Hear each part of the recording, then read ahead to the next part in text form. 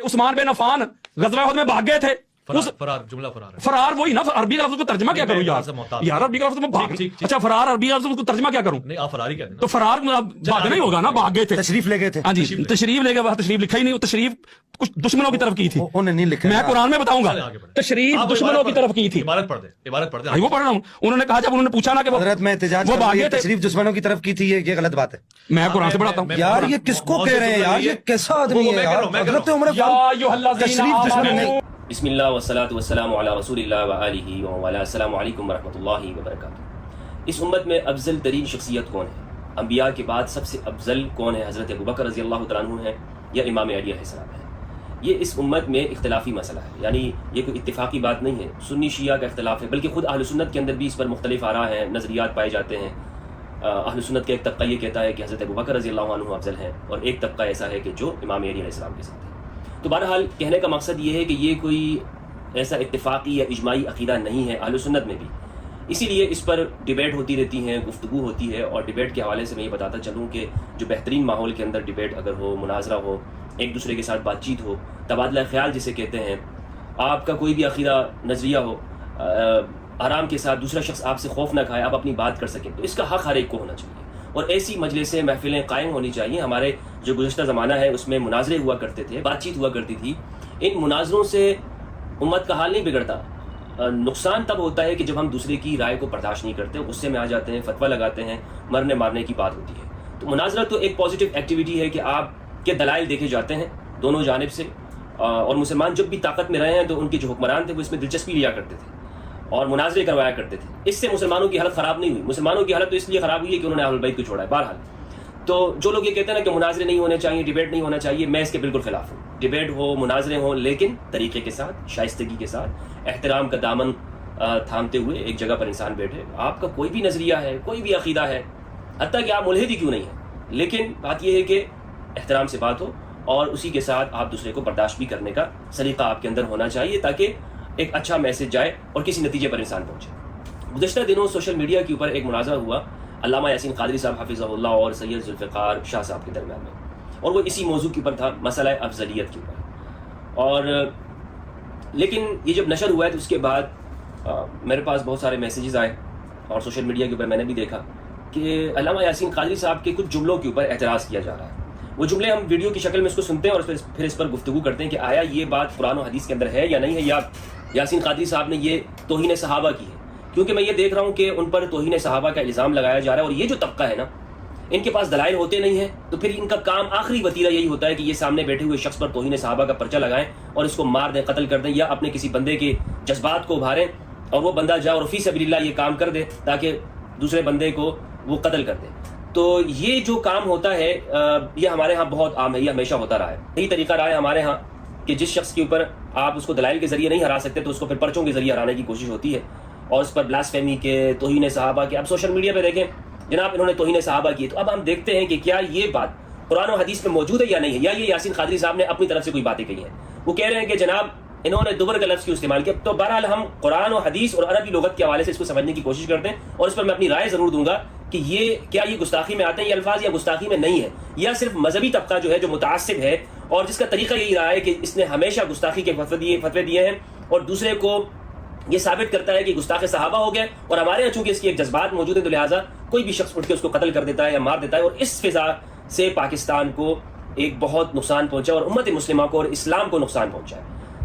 सिर्फ मुनाजरा करना ये गलत नहीं है, डिबेट करना गलत नहीं, डिबेट होनी चाहिए, लेकिन उसके बाद ये जो रवैया है ना ये गलत होता है। तो बहरहाल ये वीडियो हम देखते हैं कि इस वीडियो के ऊपर फिर मैं गुफ्तगू करता हूँ। और क्या आप इस बात की तस्दीक करते हैं कि उस्मान बिन अफान गज़वा उहद में भाग गए थे?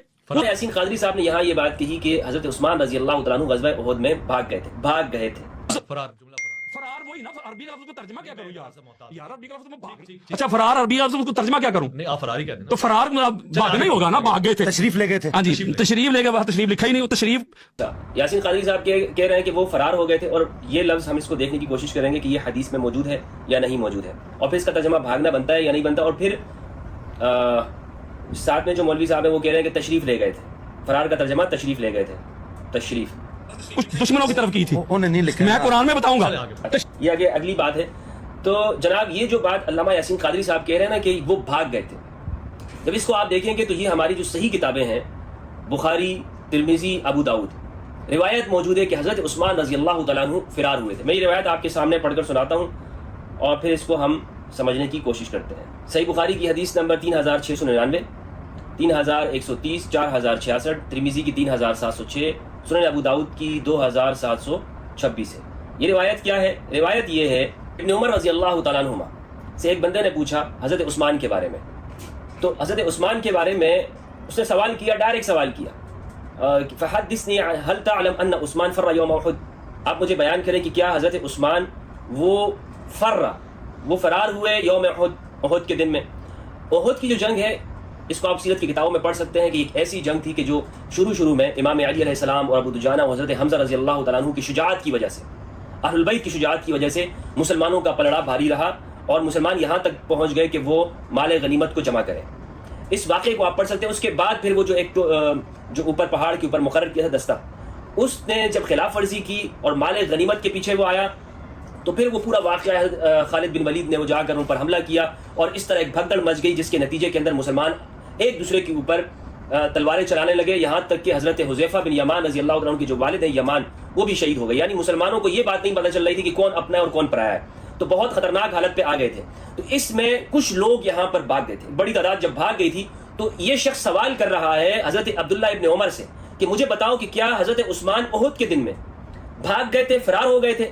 عربی زبان کا لفظ ہے فرا یفر فرارن. تمام ڈکشنری کی کتابوں میں آپ اٹھا کے دیکھ لیں، اس کا معنی بنتا ہے بھاگنا. تو انہوں نے جو معنی کیا بھاگنا، یہ بالکل صحیح معنی ہے، کوئی غلط معنی نہیں. حضرت عثمان کے بارے میں اس نے پوچھا. اب کیا وہ بھاگے تھے یا نہیں؟ تو حدیث کے اندر ہے، بخاری کی روایت ہے، حضرت عبداللہ ابن عمر نے جواب دیا نعم، جی ہاں بھاگ گئے تھے. پھر آگے اس کی وجہ بیان کی کہ اللہ سبحانہ و تعالیٰ نے جو احد کے دن بھاگنے والے ہیں ان کے لیے مغفرت کر دی، اور اس میں کوئی شک و شبہ نہیں ہے کہ احد کے دن جو لوگ فرار ہوئے ہیں، بھاگے ہیں، ان کی اللہ سبحانہ و تعالیٰ نے مغفرت کی. قرآن مجید کے اندر موجود ہے یہ بات. لیکن زحف کے دن، جنگ کے وقت میں بھاگنا، دشمن کی جانب پیٹ کرنا، یہ گناہ کبیرہ میں سے آتا ہے، حرام ہے. اور اس بدر کی احد کے بعد اگر کسی نے پیٹ کی ہے تو غزوہ حنین پہ بھی بعض لوگ بھاگے ہیں، پیٹ کی ہے، اور اسی طرح خیبر کے موقع پر بھی بعض لوگ شکست کھا کر واپس آئے ہیں. تو لہٰذا لیکن بہرحال یہ بات یہاں پر طے ہے کہ حضرت عثمان رضی اللہ تعالیٰ عنہ لوگوں میں شامل تھے اور ابن عمر نے اس بات کا اعتراف کیا ہے. تو یہ حدیث کے اندر موجود ہے، حدیث کا نمبر آپ دیکھ سکتے ہیں. اچھا، اب یہاں پر آگے انہوں نے جو بات یہ کہی کہ آپ یہ کہیں کہ تشریف لے گئے تھے. اچھا، اس کا جو ترجمہ کیا ہے، ترجمہ جو داؤد راز صاحب نے کیا ہے، احد کی لڑائی سے راہ فرار اختیار کر لی تھی. راہ فرار وہی بھاگنا ہے، وہی سب کچھ ہے. اس کا معنی جو وہ کر رہے ہیں شاہ صاحب تشریف والا، تو تشریف لے جانا یہاں پر نہیں بنتا ہے. آگے کی بات آپ سنیے کہ آگے کیا ہوا معاملہ. شریف دشمنوں کی طرف کی تھی. عبارت پڑھ دیں. وہ پڑھ رہا ہوں. انہوں نے کہا، جب انہوں نے پوچھا نا کہ حضرت میں احتجاج کر رہا ہوں، تشریف دشمنوں کی طرف کی تھی، یہ غلط بات ہے. میں قرآن سے پڑھاتا ہوں. یار یہ کس کو کہہ رہے ہیں یار، یہ کیسا آدمی ہے یار. اچھا، سورہ انفال کی آیت انہوں نے پڑھی ہے علامہ یاسین قادری صاحب نے. مجھے لگتا ہے یہ کلپ درمیان سے کچھ کٹا ہوا ہے، لیکن بہرحال کیوں کٹا ہوا ہے واللہ اعلم بالصواب. تو سوشل میڈیا پر جس طرح سے میں اس کے اوپر بات کرنا چاہتا ہوں، یہ سورہ انفال کی جو آیت پڑھی ہے اس کے اوپر اب ہم بات کرتے ہیں. اس میں ادبار کا لفظ ہے، ادبار.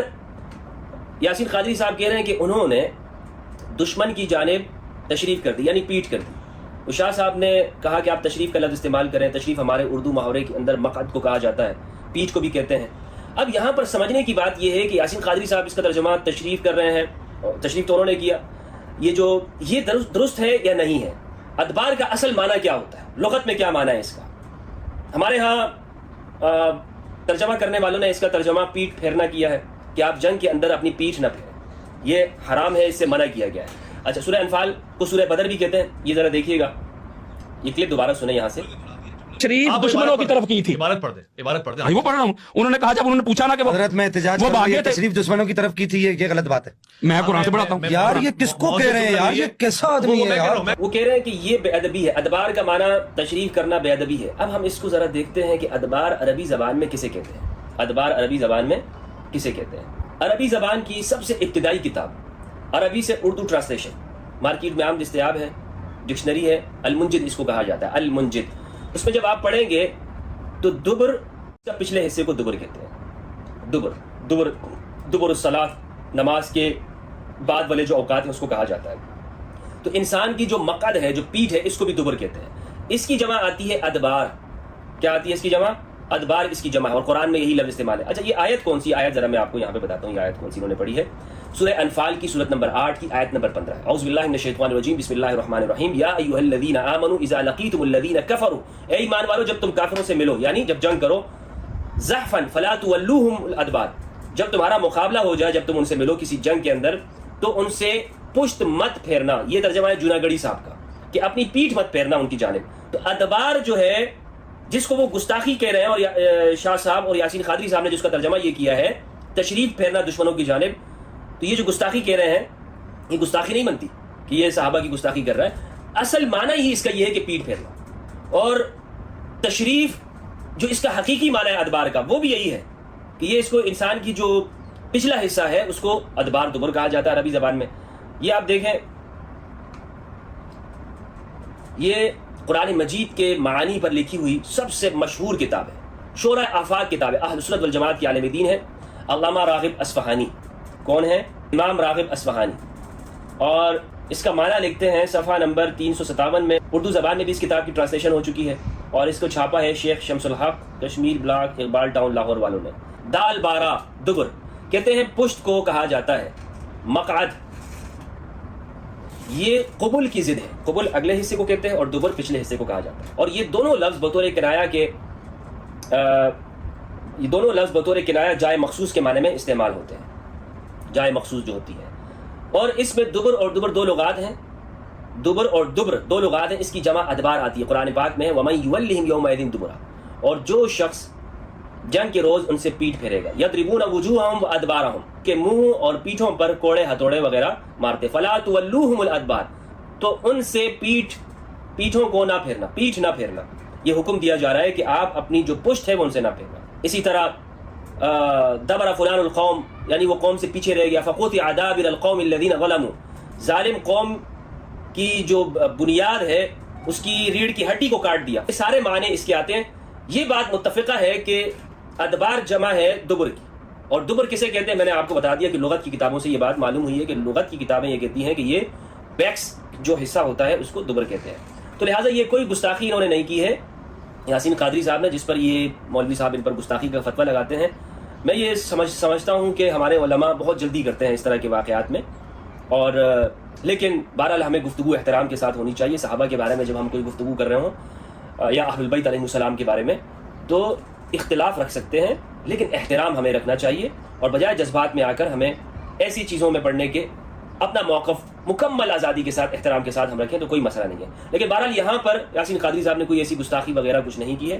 میں نے آپ کو بتا دیا کہ یہ چیزیں اہل سنت والجماعت کی کتابوں کے اندر بھی اور قرآن مجید سے ہمیں معلوم ہوتا ہے. لغوی اعتبار سے اگر ہم یہ دیکھیں تو یہ گستاخی کا کوئی الفاظ نہیں ہے جس پر اتنے سیخ پا ہو رہے ہیں کہ بھئی یہ کیا کر دیا انہوں نے, اور یہ کیا سنیت سے نکال دو اور انہیں اسلام سے نکال دو.